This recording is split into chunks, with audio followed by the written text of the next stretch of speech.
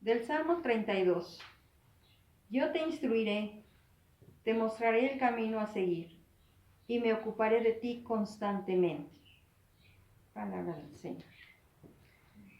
Confiamos en que se encuentren con mucho ánimo y mucha paz.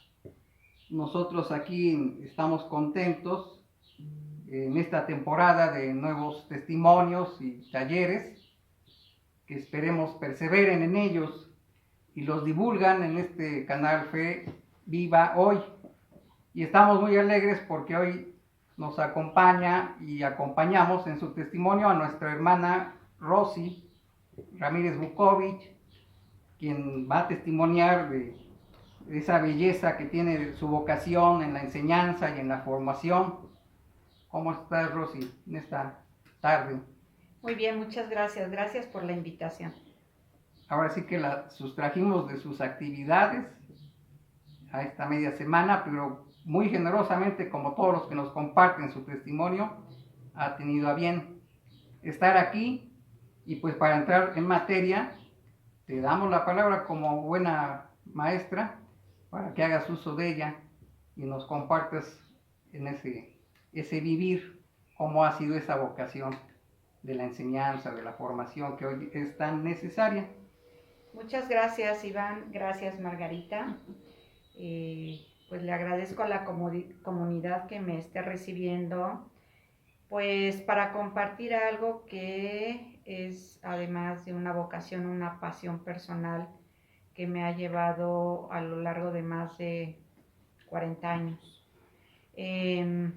Tengo ciertamente ya casi 41 años como docente, y esta vocación nació un día cuando tenía yo 18 años, en donde pensé que tenía que encontrar un trabajo.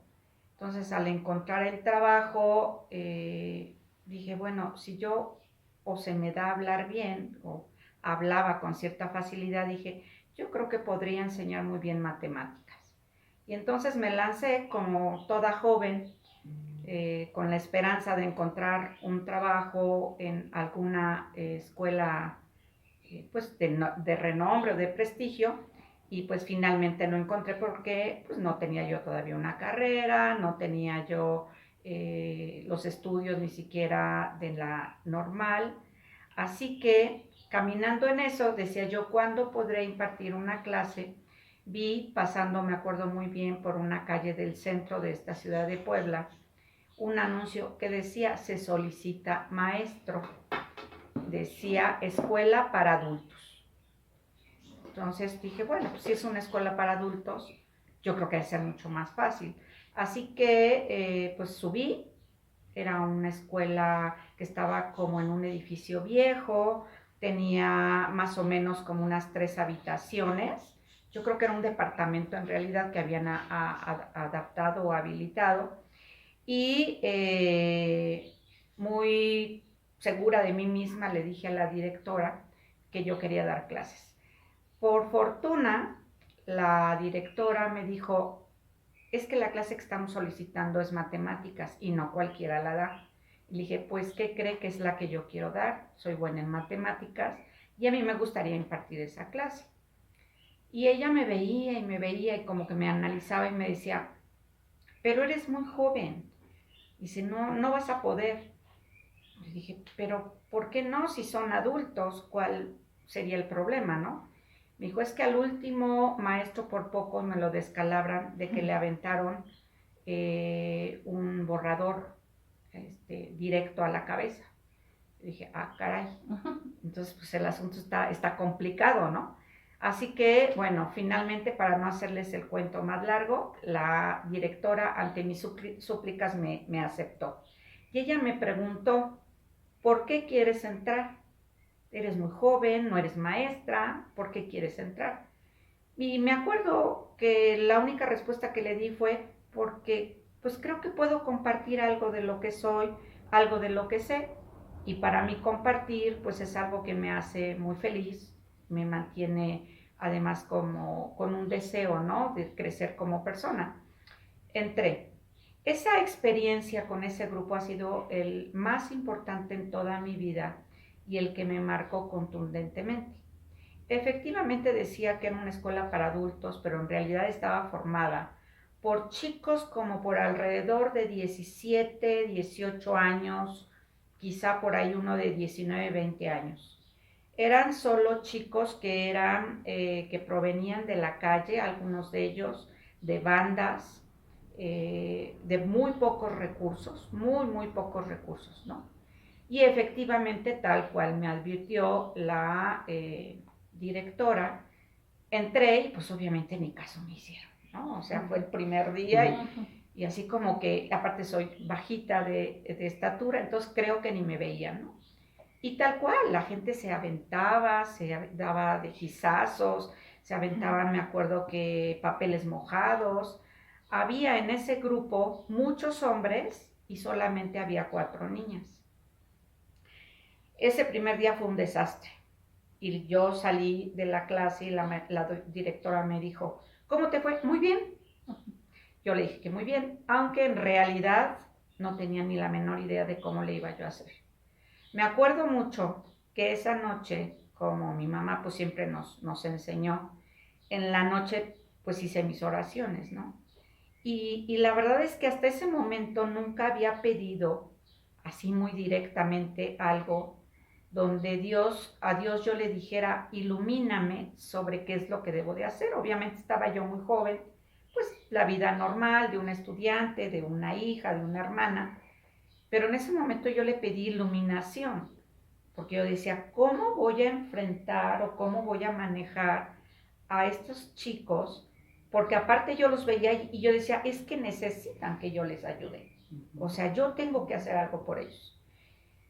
Pues me quedé dormida precisamente pidiéndole a nuestro Señor y al siguiente día se me empezaron a ocurrir miles de ideas, ¿no? De cómo lograr hacer que interactuaran, que hablaran, etcétera. Además, con una pues materia complicada, como son las matemáticas. Les daba yo álgebra. Bien que me acuerdo que les daba yo álgebra. Porque no era primaria, era secundaria, ¿no? Entonces, el proceso fue fluyendo, fue muy complicado, no me tomaban en serio, pero yo me acuerdo que si algo odiaba mucho de los profesores eran esos profesores autoritarios que te castigaban con el látigo de su mirada y a veces hasta físicamente, ¿no? Entonces yo decía, yo no quiero hacer con ellos eso, yo lo que quiero es que ellos se emocionen por el conocimiento, quieran crecer, quieran desarrollarse. Y reflexionando, así como en una síntesis, lo que concluí era, si yo les doy amor, ellos van a querer estudiar.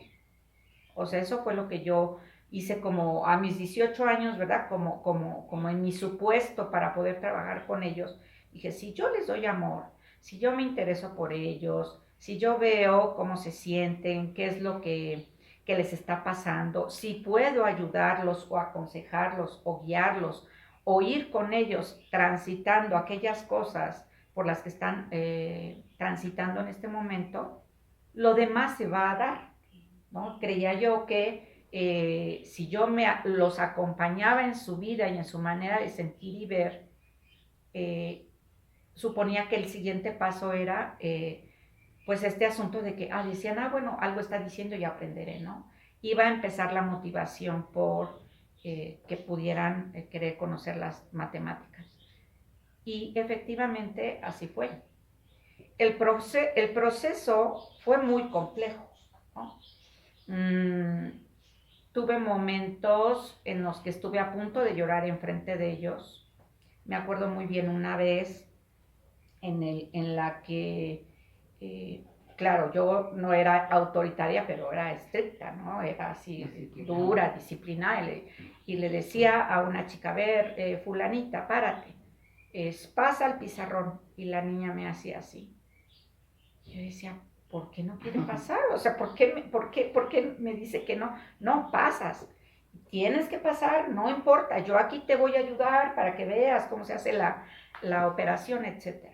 Me acuerdo que la niña se paró y tardó en llegar hasta el pizarrón alrededor de unos 10, 15 minutos caminando. Iba tan despacio. Entonces yo dije, bueno, ¿qué pasa, no? Ya cuando hizo, y para esto hizo la operación y le hizo muy bien. Esa niña nunca hablaba, pero siempre estaba muy dispuesta a platicar, a hacer sus tareas y todo lo hacía muy bien, ¿no? Cuando terminó la clase, me regresé y me senté con ella a hablar. Y supe que tenía arteriosclerosis en grado múltiple. Por todas sus partes tenía arteriosclerosis. Yo no sabía que esa niña, su mamá llegaba, la traía cargando, la sentaba y después ella se quedaba ahí y su mamá venía por ella y la cargaba y se la llevaba. Porque la niña en realidad sí se podía mover, pero era un dolor impresionante. Entonces empecé a platicar con ella y ella me contó y se le salieron sus lágrimas. Y me empezó a decir todo lo que le pasaba, todo lo que ocurría. Y ahí esa niña fue la que me marcó, porque uno no puede transitar por la vida sin entender a la persona en su totalidad. No puede ser un líder y no saber qué pasa con la gente. No puede ser un padre de familia y no saber qué pasa con los hijos. No puede ser un maestro y no saber qué pasa con los alumnos, ¿no? Entonces, yo al otro día le llevé, me acuerdo, una manzana y le puse en una tarjetita. Dije, sé que fueron 15 minutos de dolor para ti, pero fueron 15 minutos de la mayor enseñanza que he tenido a mi edad para mí. Y a partir de ese momento entendí uno de los principios más importantes con los que me he regido. Un profesor no puede ser una persona solo que transmita conocimientos. Debe ser una persona que conviva con la humanidad, con el ser humano de esa persona. Y por eso entonces entendí que más que dar clases o ser académico, es uno un formador de vidas, un formador de experiencias. Es un acompañamiento permanente el que uno va haciendo a lo largo de toda su vida. La recuerdo hoy, la recuerdo con mucho agradecimiento. Digo, ven que se me sale la lágrima, porque ha sido un momento muy especial para mí como docente, donde yo vi que finalmente, si uno quiere ejercer esa docencia, puedes cambiar vidas. Yo estuve acompañando a esa niña durante toda la secundaria, pasó sus materias. Después, cuando yo terminé de dar clases ahí, ella estudió preparatoria, me buscó, le di acompañamiento y finalmente ingresó a una ingeniería. Ya después no supe de ella, pero lo que me refiero es que ella se sintió acompañada, ¿no?, dentro de ese proceso. Otro caso que me acuerdo mucho de ese grupo tan especial, que fue el que me marcó para entender que hay que trabajar con la humanidad más que con el conocimiento, hay que trabajar con el ser de la persona. Fue otro chico que era vándalo, ¿no? O sea, era terrible, era el que aventaba los guisazos y el que le pegaba a todos los profesores con el pizarrón, ¿no? Ajá, perdón, con el borrador. Y bueno, ese chico pues básicamente vivía en una familia con mucha violencia, con puro desamor, todos los días era golpeado. Entonces me acerqué mucho a él, lo fui acompañando también para que él fuera entendiendo y se fuera acercando a entender que más allá del ambiente en el que estaba, hay un Dios Padre que lo ama profundamente. Me acuerdo muy bien que yo ahí ese caso lo vi, pues para mi edad muy corta, como no fácil de manejar. Y en esa época nuestro guía espiritual en el colegio donde yo estudiaba, hablé con él y le dije del caso y me pidió que lo llevara con él, ¿no? Lo encaminamos por ahí y posteriormente él estuvo asistiendo. El padre, me acuerdo cuando todavía terminé mis estudios en esa escuela donde yo estaba, me dijo que seguía en acompañamiento y que iba creciendo y que se iba desarrollando, ¿no? Entonces, estos dos, como varios casos que hubo en ese que fue mi primer grupo, ¿no? Y fue ahí donde comprendí, un principio, un tema importantísimo, que es eso, o sea, uno no va para transmitir conocimiento, uno va para estar, para servir al otro, para poder compartir con el otro y que el otro te comparta, ¿no? Entonces, cuando este diálogo tan hermoso se da de mutuo conocimiento y de compañía y de apoyo, puede en estas condiciones emerger el conocimiento, ¿no? Ujú. Entonces sí se puede dar y transmitir y compartir los saberes, ¿no? Porque el maestro pues sabrá unas cosas, pero ellos saben mucho más. En ese primer grupo yo recibí una de mis mayores lecciones de vida y que bueno, pues hoy hasta la fecha recuerdo, ¿no? Entonces, creo yo firmemente que la vocación debe estar totalmente centrada en el estudiante, debe ser una formación total, integral y con una visión totalmente humanista. Si no tenemos una visión humanista dentro del proceso de educar al otro, estamos perdidos, ¿no? Porque podremos ser tecnólogos del conocimiento, pero nunca educadores de la conciencia de otros, ¿no? Yo sé que de repente mucha gente trabaja, digamos, en distintos movimientos porque quiere cambiar el mundo. Para mí, una de las herramientas fundamentales para cambiar el mundo tiene que ver con la educación, siempre y cuando los formadores nos aboquemos a transformar las vidas de las personas que estamos teniendo durante un tiempo en nuestras manos. Afortunadamente, pues hay mucha gente que nos rodea, digo yo que estoy rodeada de profesores, que sé que son maravillosos y tienen una alta integridad y capacidad como formadores, y sé que son eso, ¿no? Gente que cambia vidas. Entonces, bueno, esta es, digamos, una primera experiencia que a mí me gustaría compartirles.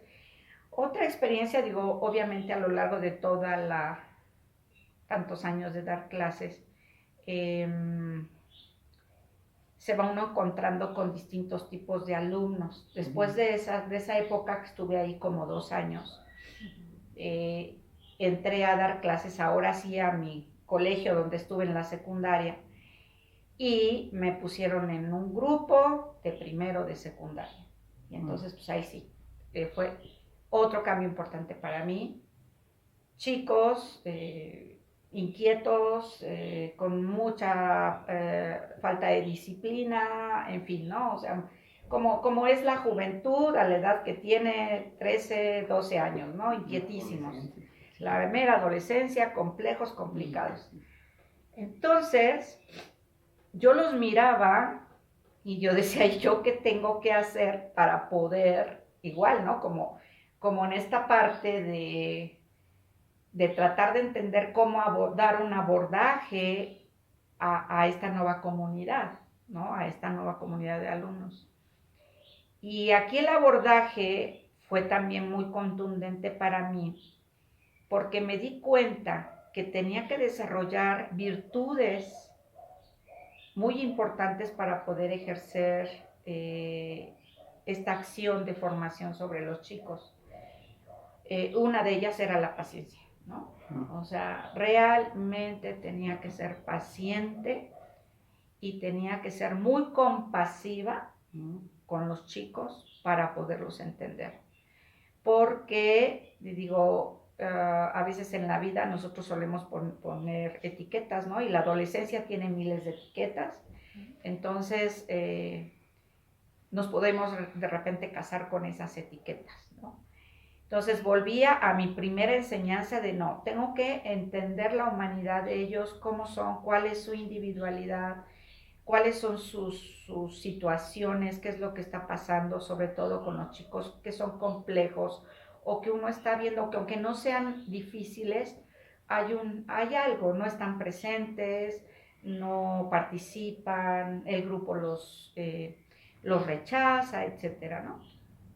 Y entonces, bueno, pues ahí básicamente yo aprendí que un educador, un formador, tiene que desarrollar mucho sus virtudes y comprendí una cosa súper importante.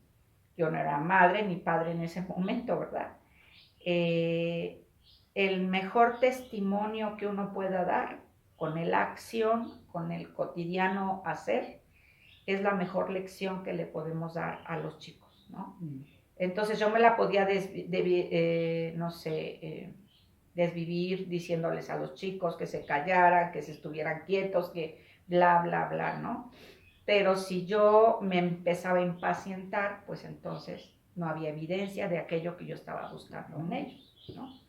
Entonces este reto en ese proceso en la secundaria fue un reto muy bonito porque me permitió voltear hacia mí y entender que para ser un buen formador, de manera permanente tienes que estar revisándote y trabajando en ti mismo para desarrollar más valor, más y mejor tus valores, más y mejor tus virtudes. Que un docente no solo se puede concentrar en estar desarrollando el conocimiento, ¿no? Lo que sabe, los saberes, sino que es súper importante que en la parte personal esté trabajando en sí mismo para buscar siempre ser una mejor persona, porque los chicos asumen el testimonio que les estamos dando todos los días. Cuando se para uno frente a una aula, en la forma como les contestamos, en la forma como los escuchamos, en la forma como les resolvemos un problema. Y ese testimonio proviene pues de la manera como somos nosotros, ¿no? Entonces ese para mí fue un buen aprendizaje. También me quedé en esa escuela durante un tiempo y para mí fue muy valioso porque aprendí esto, ¿no? Y luego, después entré a otra instancia de educación donde pues ya no eran tan chiquititos, ¿no? No eran tan jóvenes, sino que ya íbamos al nivel final, a la educación superior, donde la problemática y la situación era diferente. Era más puntos muy particulares de personas muy puntuales que requerían ciertas circunstancias de apoyo, ¿no? Esta universidad, afortunadamente, es una universidad totalmente humanista y entonces al ser totalmente humanista y volcada en el estudiante, da una gran formación a los profesores, ¿no? Y aquí en este ambiente yo estudié mucho, aprendí mucho y me formé mucho, precisamente para entender cómo esta formación humanista es una manera de hacer educación, ¿no? Es decir, la educación que busca el respeto por el otro, por sí mismo, pero también en comunidad. Considerando, digamos, el bien común de una sociedad, ¿no? Durante este proceso también encontré situaciones muy, muy complejas, eh, donde me demandó aprender a saber dar intervenciones en crisis.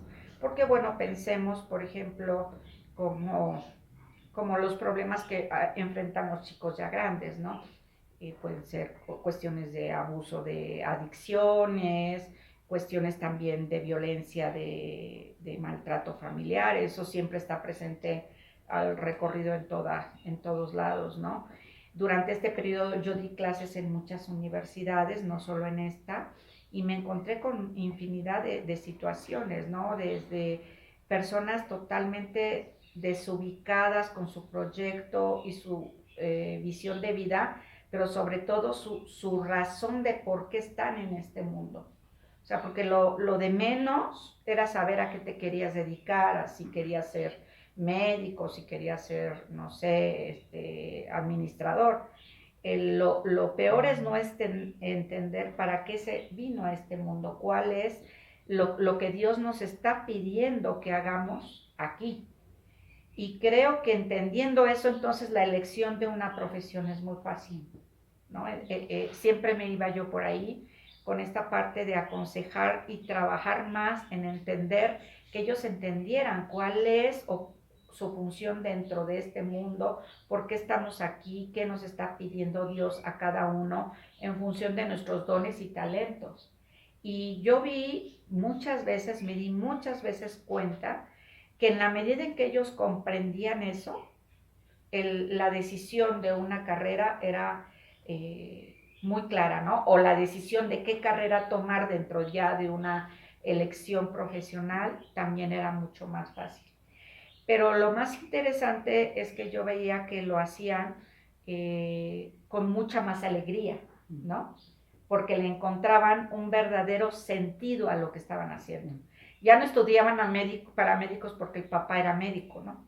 O no estudiaban para, no sé, para tal carrera porque es la que deja más dinero, sino entendían que si estudiaban esa carrera, había algo que tenían que hacer con esos dones y talentos que les eran dados, y que tenían además una responsabilidad en el mundo al que iban a compartir saberes, ¿no? Que es lo que finalmente se tiene en estos entornos. Entonces, en esta etapa fue para mí una etapa muy bonita, de mucho crecimiento, más orientado al desarrollo de la tutoría con los alumnos, y que, bueno, finalmente hizo eco de todo lo que había venido aprendiendo, ¿no? Que el profesor tiene que ser 100% orientado al estudiante, que debe de buscar una formación integral en el estudiante, entender en él todas sus dimensiones y no solamente la parte intelectual o la parte de conocimiento. Lo que yo había entendido sobre que el trato humano es algo que debe estar por descontado siempre en todas las interacciones con nuestros alumnos, y que somos testimonio vivo de lo que queremos enseñar. O sea, nosotros a veces ni necesitamos hablar, con que hagamos las cosas estamos mostrándole al alumno lo que queremos que aprenda, ¿no? Finalmente tuve un aprendizaje más dentro de este proceso, dado los entornos ya de estar en universidades, que tenía que ver más con el compromiso social, ¿no? Es decir, una persona va a formarse a una universidad, pues precisamente para aportar algo a la sociedad, ¿no? Así es. Exacto. Pero entonces ese aportar a la sociedad debe de tener claro ese alumno que tiene un compromiso con esa sociedad de servirle y no de servirse de esa sociedad. Que ese pequeño cambio de palabras hace la diferencia entre una opción educativa y otra, ¿no? Lo que voy a estudiar es para servirme o para servir a otros. Pues definitivamente es para servir a otros. Entonces, bueno, pues estas son algunas de las experiencias que he vivido a lo largo de este recorrido. No sé si quisieran compartir algo más. ¿Cuántas generaciones de estudiantes has tenido? Bueno, no las has contado, No. pero son ya de décadas, ¿no? O sea, Sí. ¿has visto alumnos de hace tiempo que te hayan reconocido, que mi maestra? Afortunadamente sí. Muchos alumnos son mis amigos en Facebook, muchos alumnos son ahora mis colaboradores, o muchos alumnos son ahora personas que son mis pares, ¿no? Que me he sentado en una mesa a negociar con ellos, y eso es muy padre, porque no porque te reconozcan, sino porque los ves en lo que se transformaron, ¿no? En buenas personas, en hombres de bien, en mujeres de bien, que están sirviendo a la sociedad y a Dios Padre, ¿no? O sea, eso es lo importante.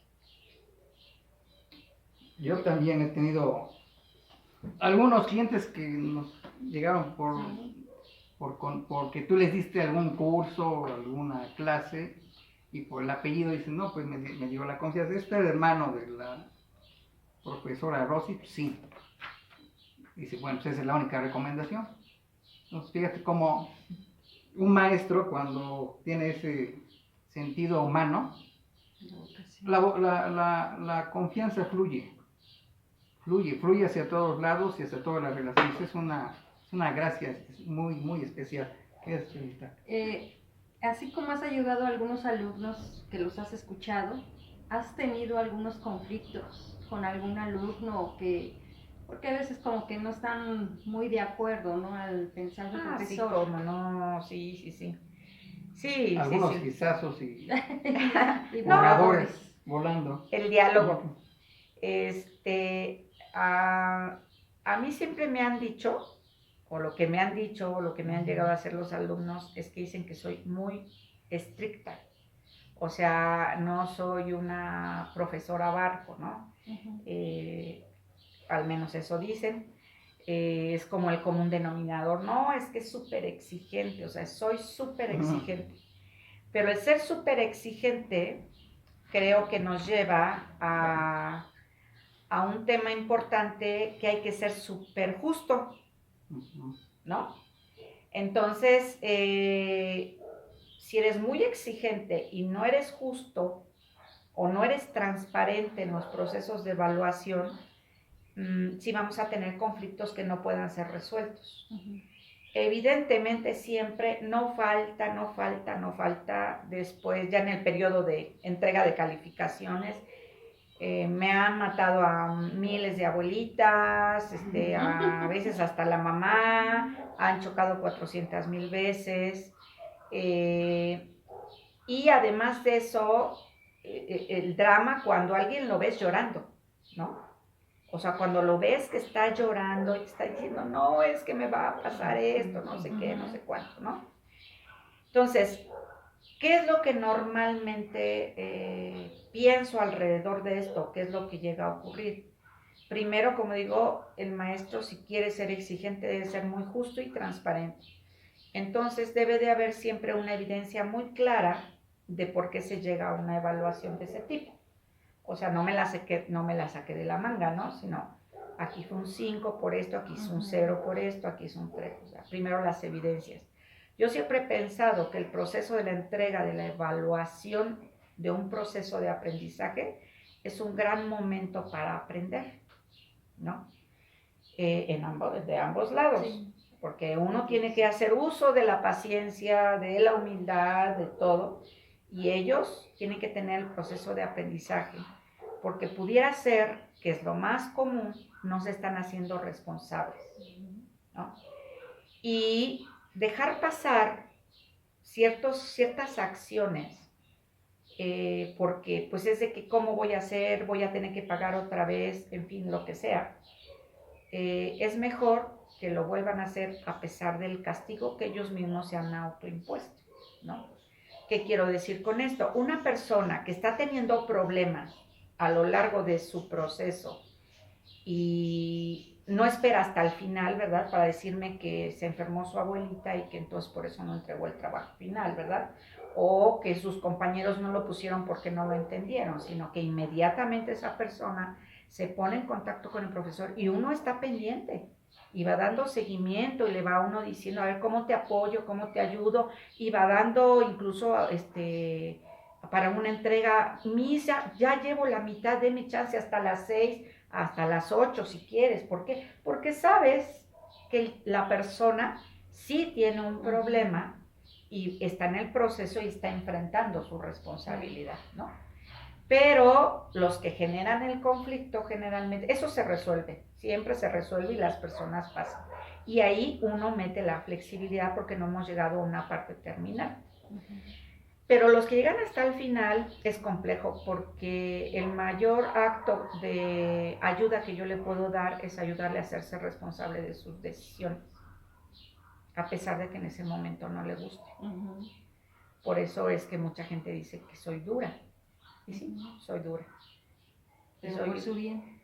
Digamos que por su bien. Pues es por corrección. O sea, el amor es, en sus manifestaciones finales, corrige, lo que a veces no se hace en casa, pues en el encuentro, en la escuela, en el trabajo se va a tener que hacer, van a tener que corregir. Sí. Qué mejor que un maestro lo puede hacer. El bullying podría decirse que tiene como causa buscar la uniformidad de los alumnos, verlos a todos como iguales, porque también hay maltrato de maestros a alumnos, Sí. Clasificaciones, exclusiones. Sí. No sé si sea correcto que te pongan el número de lugar que ocupes en el salón, tienes los de orejas de burro, la de antes, ya no hay eso, pero hay otras etiquetas, ¿no? Se deberá ver los uniformes, como dices, no verlos enteros, no ver su integridad, no verlos en lo particular, no personalizar la relación con el no se alumno. puede, no se puede masificar la educación, no es masificable. Es humana y es individual, digo, y es parte de lo que he estado precisamente comentando, ¿no? Entonces, ciertamente el que tratemos de que todos hagan, digamos, procesos de aprendizaje similares es algo que ya no está vigente, ¿no? Hoy tenemos que entender cómo aprende cada alumno y en función de eso tratar de hacer mezclas interesantes para que las actividades de aprendizaje incluya actividades para cada tipo de perfil, ¿no? Eso le da el éxito a un profesor. Ahí es cuando dicen que es bueno, además de que domine, ¿no? Pero una persona puede dominar la materia y puede ser buena persona, pero si no hace mezclas de estrategias de aprendizaje para tratar de entender que hay individualidad dentro de la grupalidad de su grupo de alumnos, va a fracasar, ¿no? Simplemente, igual, hay miles de teorías ahí, pero hay gente que aprende viendo, hay gente que aprende tocando, jugando, bailando, y hay gente que aprende oyendo, por ejemplo, ¿no? Desperdicia todo su saber, ¿no? Sí, entonces hay que hacer mezclas y no.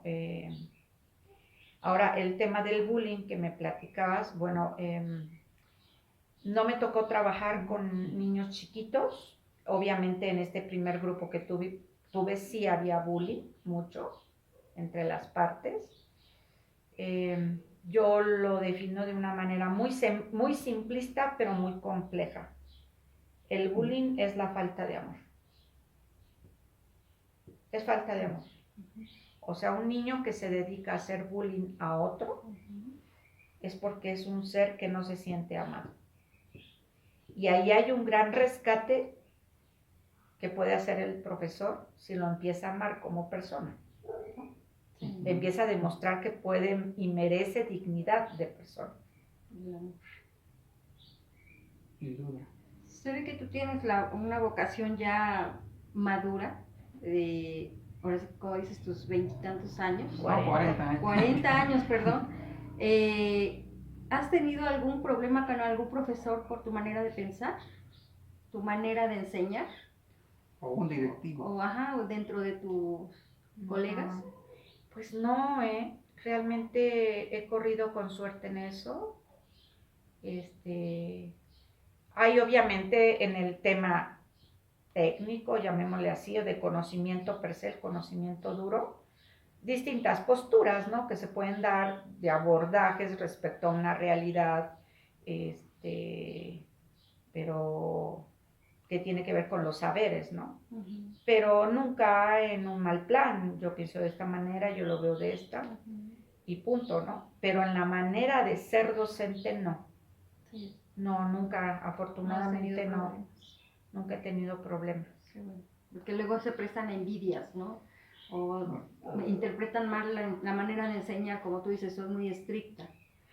Yo creo que el cariño que se ganan de los alumnos. También. Hay una cosa que es bien importante, yo lo daría como recomendación. A ver, a veces entendemos que el ver a la persona, llamar al alumno, implica romper la relación alumno-profesor. No somos cuates, y no por un tema de uso exacerbado de la autoridad, sino porque deben de estar claros los roles. y el profesor amando al alumno, ¿verdad? Interesándose por el alumno, cuidando del alumno, siempre debe de mantenerse en su rol de profesor, manteniendo claros los límites. Porque si pasa ese límite, entonces se generan muchos conflictos. Yo conozco a varios profesores a lo largo de este proceso que pasaron ¿cómo se diría? Como la línea. Hay ciertas cosas que no se deben de hacer en conjunto. Pongo un ejemplo y no lo juzgo, ¿no? No lo juzgo. Profesores buenísimos, con una calidad humana impresionante, ¿no? Pero que se van a tomar la copa con los alumnos, por ejemplo. Es romper el límite, ¿no? ¿Por qué? Porque le puedes aconsejar incluso sobre eso, ¿no? Y le puedes orientar y le puedes guiar, etcétera. Pero no te puedes ir a tomar con él, por ejemplo. Sí, sí, acaso. No lo debes de hacer. No te debes de ir a la fiesta con las alumnas, por ejemplo. No. ¿Eso es malo? ¿No lo hago con mala intención? No, pues ya lo sabemos que no es con mala intención. Sino es que estás saliendo de tu rol y te estás colocando en otro rol. Entonces, si ya no vas a ser su maestro, adelante, ¿no? ¿Quieres que seamos solo amigos? Vamos, seamos amigos. Pero si en ese momento tienes la investidura de profesor, no debes de saltar ciertos límites que naturalmente están planteados. Nadie los ha puesto, pero el sentido común te hace saber que no los debes de saltar, ¿no? Sí, y a veces por agradar, ¿no? A las personas. Entonces, querer al alumno no es pasarle todo, querer al alumno no es chancear con él. Bueno, puedes bromear, pero hay también un límite, porque el buen humor es algo muy bueno. No es pasarle todo, no es ayudarle, no. O sea, el buen maestro es disciplinado, impone disciplina con amor, ¿no? Con respeto, con escucha, con diálogo, con guía, con apoyo. Te damos gracias, Rosy, por al tu contrario. generoso testimonio. Yo creo que habrá que escucharlo con detenimiento, porque veo que estos principios, valores se aplican también en muchos quehaceres, en un centro de trabajo, en una familia, sin duda, que tiene que ver también con la formación. Nos ha quedado claro y ojalá los aproveche todo el público que vea este testimonio, y pues confiamos en que más adelante hable de otras vivencias, porque pues ella tiene muchas. No lo quiso decir, pero ella ha representado también estos centros universitarios fuera del país. Ha sido un orgullo para universidades poblanas su desempeño por muchos años, y está trabajando tiempo completo. Le digo que como le hace, porque nosotros con medio tiempo ni podemos ya. Bueno, Margarita, sí. Muchas gracias, Rosy. No, gracias a ustedes. Gracias a todos. Y sea para bien. Gracias a ustedes.